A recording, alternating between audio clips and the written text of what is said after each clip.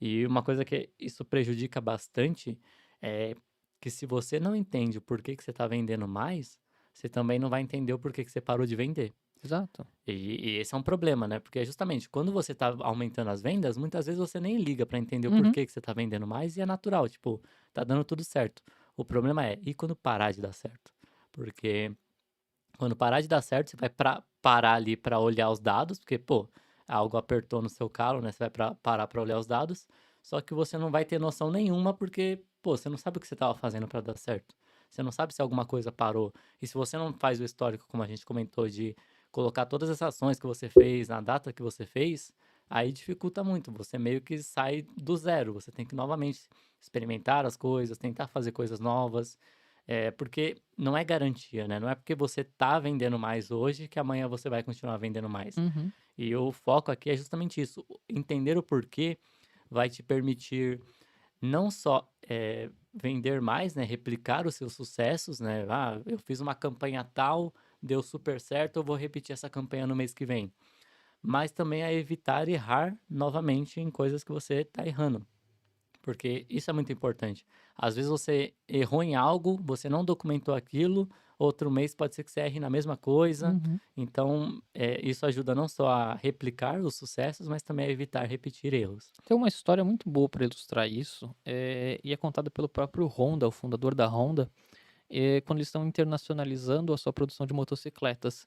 E aí ele estava falando que eles entram no mercado americano, começam a produzir uma motocicleta lá, só que eles entram no mercado americano com uma motocicleta que era boa no mercado japonês, que era uma motocicleta de baixa cilindrada.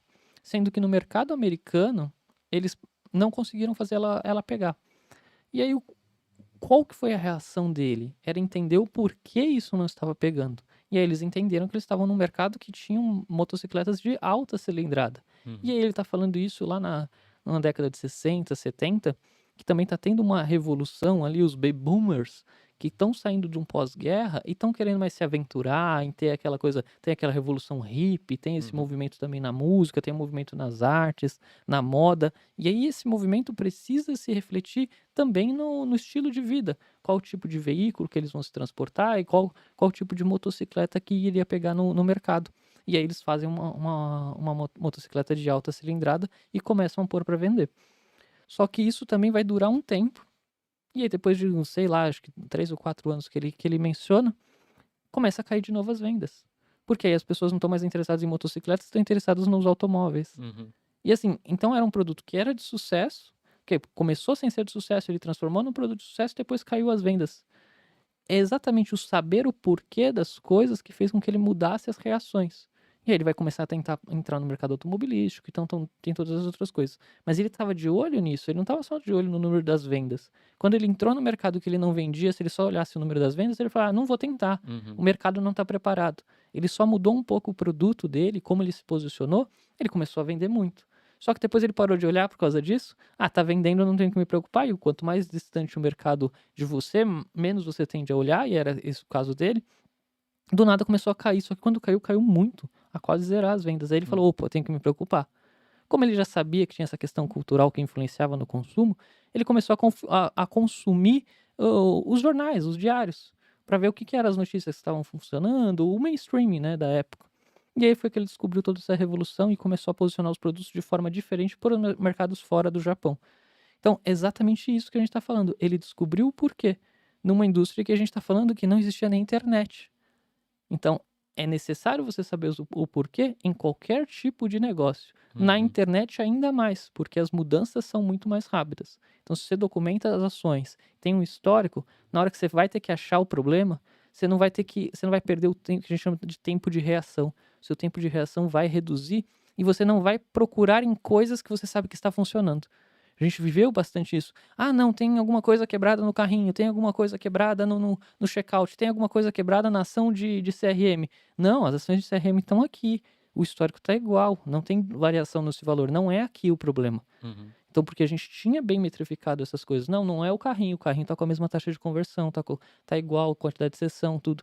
Se você tem esse controle, você começa também a pesquisar as coisas que realmente são. Senão a gente começa a procurar pelo em ovo. E aí você tem o seu tempo de reação vai passando, vai passando, vai passando, vai passando, e você perde ali 1 semana, 15 dias, é metade do seu mês de faturamento. Sim, tem muita gente que confunde movimento com progresso. E não necessariamente são a mesma coisa, né? Se você está aumentando as vendas, não quer dizer que você está progredindo, está se tornando uma empresa maior necessariamente. Porque pode ser que está muito atrelado a algum outro fator, como você comentou, que você nem está enxergando. E quando você cai, também. Tem muita gente que tende a ir pelo caminho fácil, né? Ah, por que que tá caindo? Ah, é sazonalidade. Ah, Uhum. sei lá, porque tal outra marca fez promoção e aí caiu, sabe? Às vezes não é isso, não tem, às vezes até interfere um pouco, mas não é aquilo que tá fazendo cair. Então você tem que também muitas vezes evitar essas respostas fáceis, sabe? A primeira resposta que vem Uhum. na sua mente, tenta pular ela, porque ela é a resposta que todo mundo daria. Tenta buscar qual que seria a segunda resposta, sabe? A terceira. Porque aí você vai ir aprofundando no problema e falar, beleza, se não fosse esse o problema, né? Sim. Essa primeira que veio na mente, qual que seria a outra causa possível? E aí você vai investigando, que é o que a gente vai comentar daqui a pouco sobre como descobrir as causas dos problemas, né? É, bom, mas seguindo aqui, é muito importante ter em mente que você fazer a gestão de um e-commerce não é você só reagir aos números, tipo, ah, subiu, ah, caiu, não é isso, sabe? Você tem que eh, entender meio que a história que aquele número está contando, né? Isso que vai fazer a diferença. Isso que faz, na verdade, a diferença de um e-commerce que é maduro, que cresce, que é sustentável para aqueles e-commerces que vivem na sazonalidade, às vezes crescem um pouco, depois caem e ficam ali travados naquele patamar que eles não entendem por que, que não estão saindo daquele patamar.